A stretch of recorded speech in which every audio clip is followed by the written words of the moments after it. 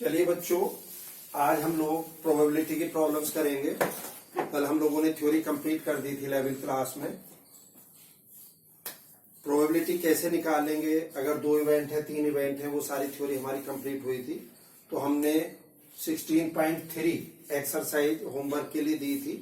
अब उसमें कुछ प्रॉब्लम्स हैं, वो मैं आपको यहाँ पे डिस्कस कर रहा हूँ, तो देखिएगा। सबसे पहले है प्रॉब्लम नंबर आपकी 5। चलिए बच्चों, 5 नंबर प्रॉब्लम पढ़िएगा एनसीईआरटी के अलोंग।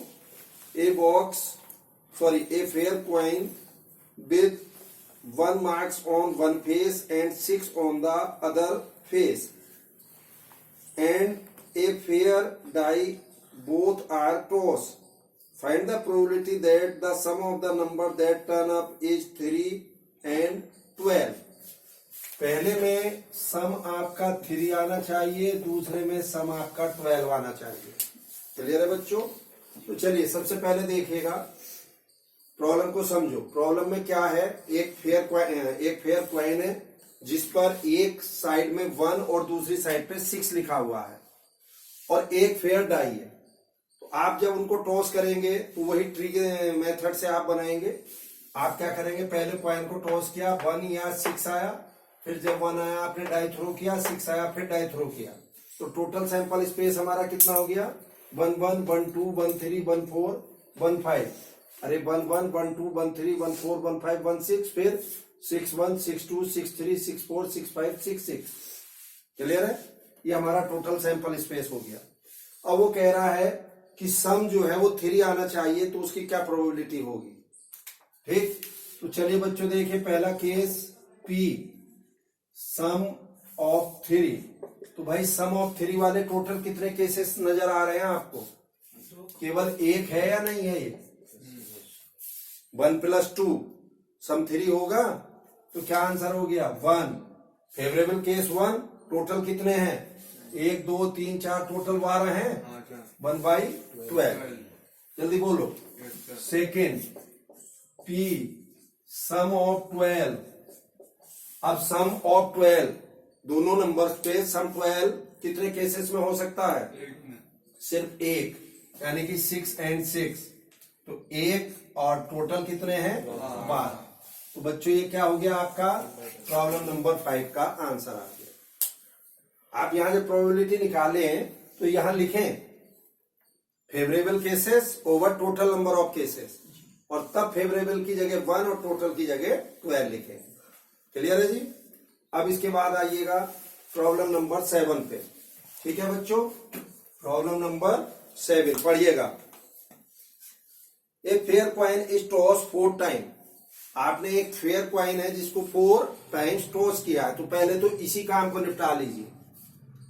आपने पहले टॉस किया, H या T आएगा, फिर H आया, फिर आपने टॉस किया तो फिर H या T आया, फिर जब H आया फिर आपने एक बार टॉस किया तो उस पर H या T आएगा।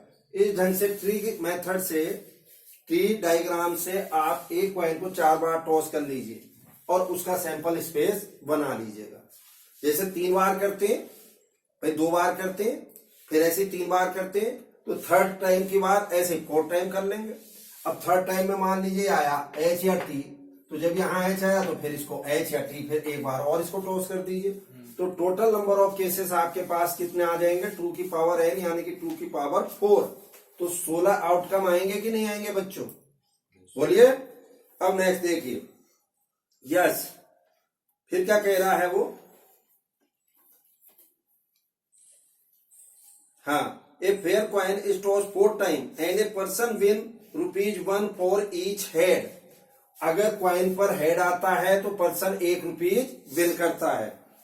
And RS 1.5 lose for each tail that turn up.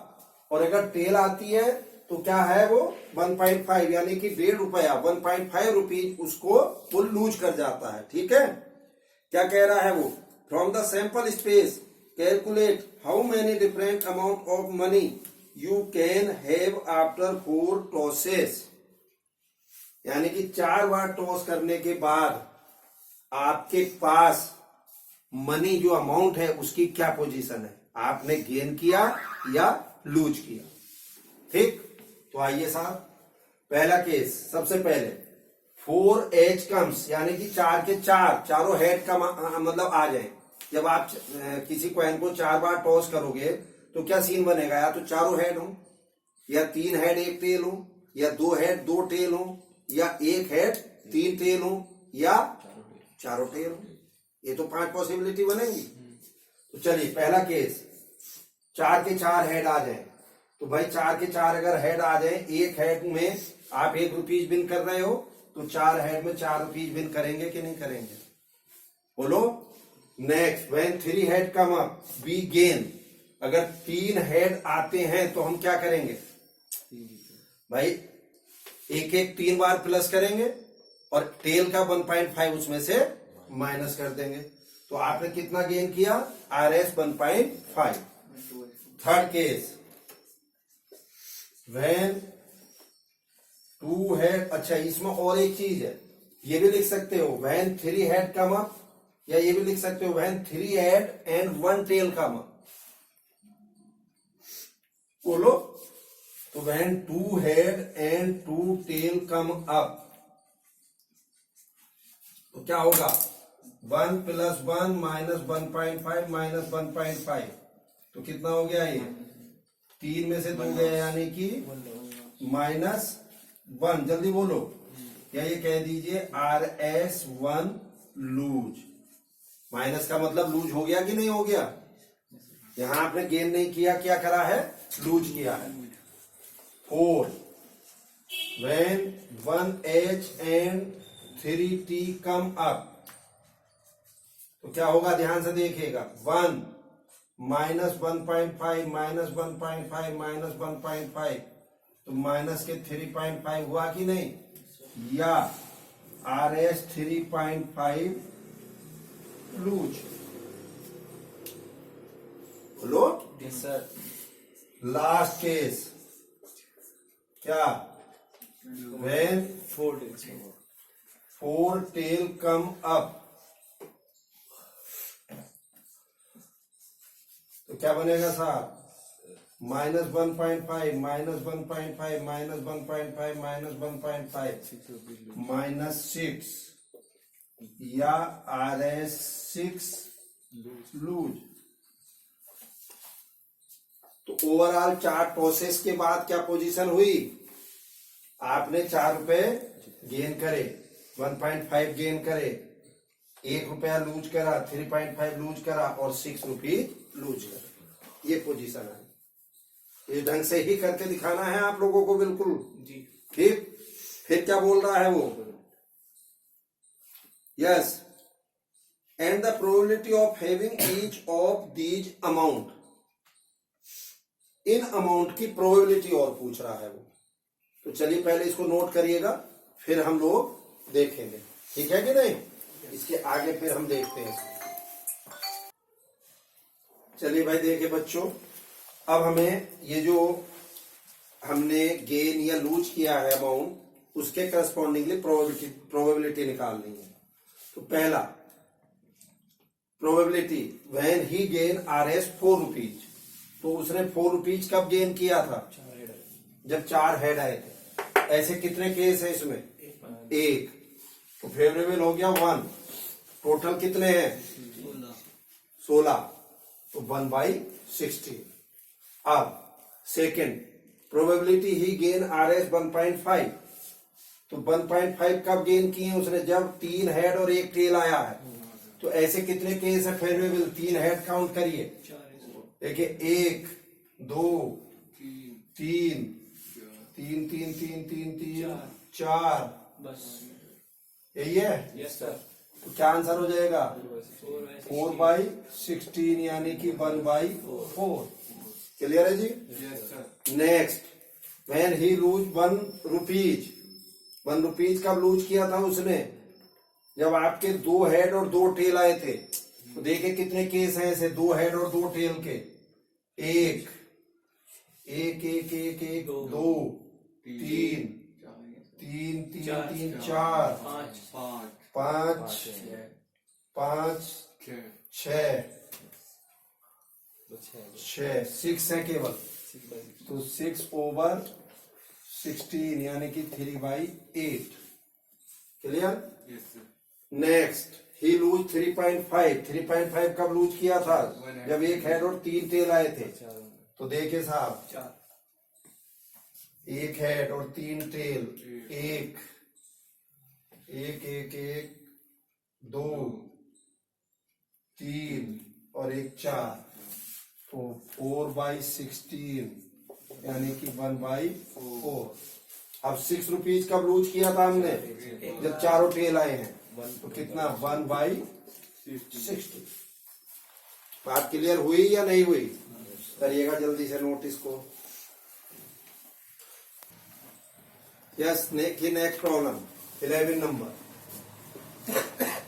देखिए बच्चों, 11 क्या है? In a lottery a person choose 6 different natural number at random from 1 to 20। देखिए 1 2 3 अप टू 20, ये 20 नंबर हैं आपके पास। एक लॉटरी खेल रहे हो आप, और इस 20 नंबर में से 6 नंबर आपको चूज करने हैं। तो ये तो हो गए total number of cases. Total number of cases कितने हो गए बच्चों? 26। कैसे? अरे टोटल 20 हैं, 20 में से 6 ही तो सेलेक्ट करने हैं आपको लॉटरी के लिए। तो कैसे सेलेक्ट करोगे? कॉम्बिनेशन लगाएंगे। 26। अब सुनिए नेक्स्ट। अब वो क्या कह रहा है? If these 6 number match with the 6 number already fixed by the lottery committee, he win the prize. What is the probability of winning the prize in the game? अब आप जस्ट इमेजिन करो, आपने 20 में से 6 नंबर सेलेक्ट किए। आपके लिए favourable cases कितने हैं? एक ही तो है। जो आपने 6 नंबर सेलेक्ट किए, फॉर्चुनेटली वही हो जो उस लॉटरी पे लिखे हुए हैं। भाई मैंने यहाँ पे एक लॉटरी अपनी तरफ से बनाई, उस पर 6 नंबर लिख दिए 1 से लेके 20 तक के। ठीक, तो टोटल नंबर तो आप कैसे निकालेंगे? 26।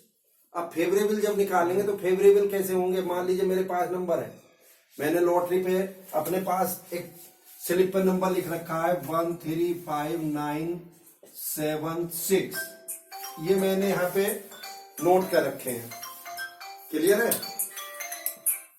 अब इन नंबर को आप देखिएगा यहाँ पे, ये 6 नंबर अगर आपने भी चूज कर रखे हों, अगर ये 6 नंबर आपने भी चूज कर रखे हैं जो मैंने एक स्लिप पे लिख रखे हैं, तो आप लॉटरी विन कर जाएंगे कि नहीं प्राइस? तो ऐसा एक ही तो केस होगा जब 20 में से 6 नंबर आप परम्यूटेशन कॉम्बिनेशन लगाएंगे, तो एक पॉसिबिलिटी ऐसी बनेगी आपके पास कि यही नंबर आ जाएगा आप पे जो मेरे पास स्लिप में लिखा हुआ था। तो प्रोबेबिलिटी क्या हो गई?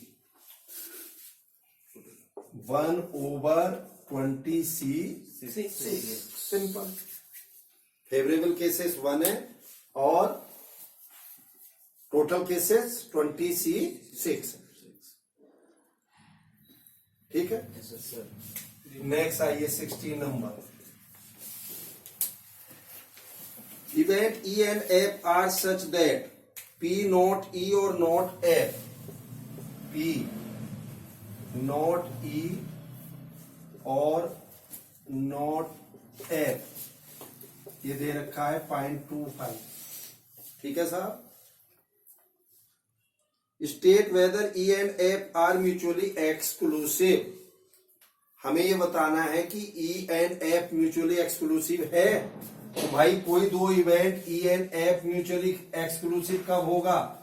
जब इन दोनों का कॉमन 5 हो। बोलो। और प्रोबेबिलिटी क्या होनी चाहिए? 0। अगर कोई एलिमेंट एग्जिस्ट ही नहीं कर रहा, कॉमन कोई एलिमेंट एग्जिस्ट ही नहीं कर रहा, तो उसकी प्रोबेबिलिटी 0 होगी कि नहीं होगी? जैसे आपने एक डाई थ्रो की और आपसे बोल दिया जाए कि साहब आपको प्रोबेबिलिटी निकालनी है getting a number greater than 6, तो डाई में तो ग्रेटर देन 6 कोई नंबर है नहीं, एग्जिस्ट ही नहीं कर रहा, तो क्या होगी प्रोबेबिलिटी? होगी कि नहीं? तो म्यूचुअली एक्सक्लूसिव इवेंट के लिए पी ई इंटरसेक्शन एफ 0 होना चाहिए या नहीं होना चाहिए? Yes sir. ये बात क्लियर हो गई। जी।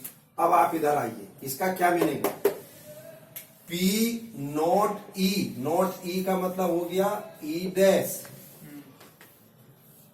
और का मतलब यूनियन, नॉट एफ डैश, हाँ या ना? Yes sir. ये तो मतलब हुआ इसका। और ये कितना गिवन है? 0.25। आप लोगों ने सेट में डिमॉर्गन लॉ पढ़ा था, क्या था वो देखिएगा जरा इधर। ई यूनियन एफ का डैश, ई डैश एफ डैश, और यूनियन का उल्टा इंटरसेक्शन हो गया था। Yes sir. एक आपने ये पढ़ा होगा, ई डैश एफ डैश और इंटरसेक्शन का उल्टा यूनियन। तो भाई यहां पर मैं इसको क्या लिख दूं? ई डैश यूनियन एफ डैश, ये है। यस तो ये लिख सकता हूं कि नहीं? जी। ई इंटरसेक्शन एफ का डैश, हाँ या ना? Yes sir. प्लस ये आपको मैंने बताया है P A plus P A dash is equal to 1। किसी घटना के घटित होने प्लस घटित ना होने की प्रोबेबिलिटी का सम ऑलवेज 1 होता है कि नहीं? Yes sir. तो क्या मैं इसको अब ऐसा लिख सकता हूं?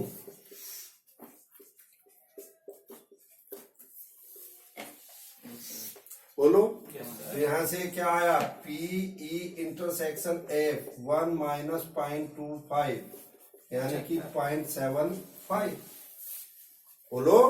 तो अब क्या लिखेंगे? Since P intersection F not 0, सो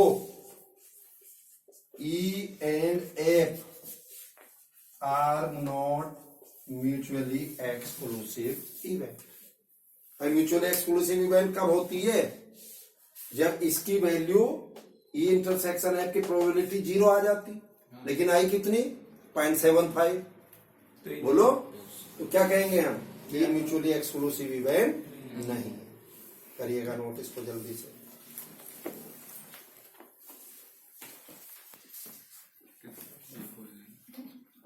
चलिए भाई, देखे प्रॉब्लम बच्चों 18 नंबर।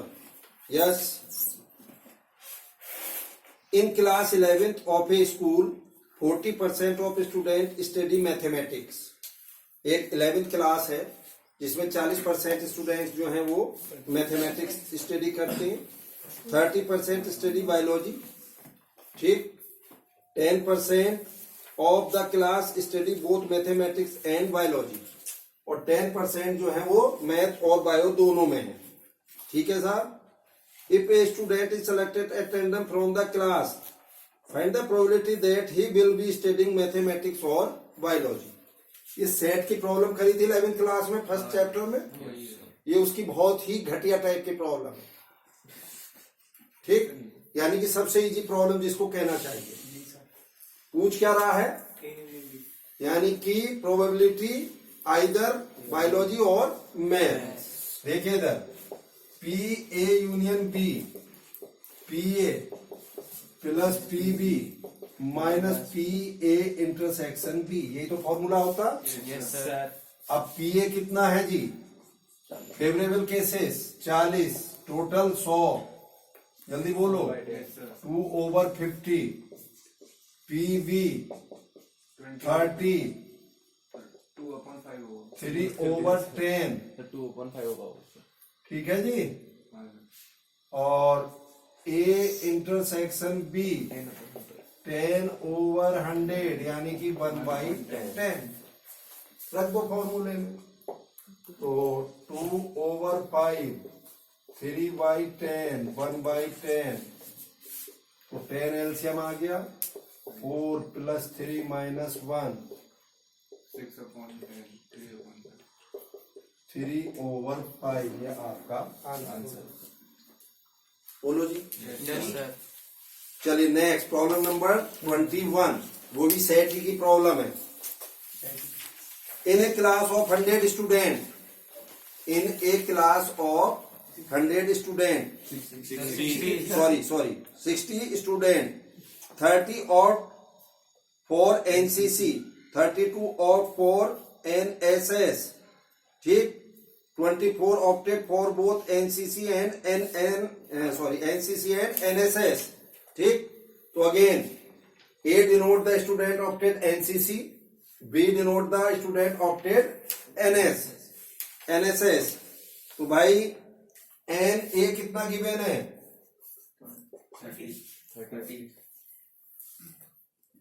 30। NB कितना गिवन है? 32 NA इंटरसेक्शन B कितना गिवन है? 24 यहां तक कोई समस्या? नहीं सर। ठीक। Find the probability that the student opted for NCC और एनएसएस, OR और मीन्स ध्यान से देखिए, PA यूनियन B पूछ रहा है, यस सर। तो PA plus PB minus PA intersection B, ठीक। Yes sir. टोटल स्टूडेंट कितने हैं? 60 है। तो चलिए इधर देखिए, PA कितना होगा? 30/60। PB कितना होगा? 32/60। और PA इंटरसेक्शन B कितना होगा? 24/60। तो चलिए साथ देखिए, 30/60, 32/60, 24/60, 60 एलसीएम आ जाएगा। ये कितना हो गया? 30 प्लस 32 माइनस 24, तो ये कितना हो जाएगा आपका? 6 6 38/60, 19/30। बात क्लियर है कि नहीं? Yes sir. तो चलिए इसको नोट करिए जल्दी से। चलिए भाई देखिए इसी का second part. The student has opted neither NCC nor NSS, means PE dash intersection A dash intersection B dash. पहले तो ये बताओ इसका यही मीनिंग है या नहीं है? Student has opted neither NCC nor NSS, यानी कि A dash intersection B dash. अभी थोड़ी देर पहले डिमॉर्गन लॉ से बताया था कुछ, A यूनियन B का डैश हो जाएगा ये, यस सर। और ये क्या हो जाएगा? 1 माइनस PA यूनियन B। तो यहां से हम A यूनियन B निकाल चुके। Yes sir. अब इसमें हमें 1 में से सब्ट्रैक्ट करना है इसको, तो ये कितना हो जाएगा? 30 मीन्स 11/30। बोलो जी। सेकेंड थर्ड क्या है साहब? The student has opted NSS but not NCC, NSS but not NCC, मतलब B माइनस A। बोलो जल्दी। हमने NSS को B से डिनोट किया है कि नहीं? तो PB माइनस A। तो भाई ये कितना हो जाएगा? PB minus PA intersection B। यहां पे ये देखिए जल्दी से देखो, चलिए देखिए इसको जल्दी से। PB माइनस A यानी कि PB माइनस दिस, ये सेट में हम आएंगे। ये दो सेट आप ले लीजिए A और B, तो B माइनस A यही तो हुआ ना? तो ये क्या होगा टोटल? अरे PB में से कॉमन निकाल दे। तो PB कितना था हमारे पास? 32/60 और इंटरसेक्शन B 24, तो ये कितना हो जाएगा?